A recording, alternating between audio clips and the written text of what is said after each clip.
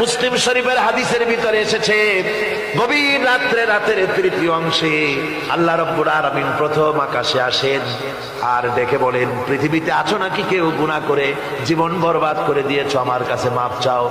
ঋণগ্রস্ত আছো, অসুস্থ আছো, অপমানিত আছো, কে আছো মাজলুম, আমাকে ডাকো, আমার কাছে বলো, আমি ডাকের সাড়া দেব, জীবনের আশা পূরণ করে দেব। ওই সময় যেই সমস্ত লোকেরা কাঁদে তাহাজ্জুদের নামাজ পড়ে, আল্লাহ জিজ্ঞেস করেন ফেরেশতারা, অমুক অমুক দেশে অমুক অমুক বান্দারা কাঁদে কেন?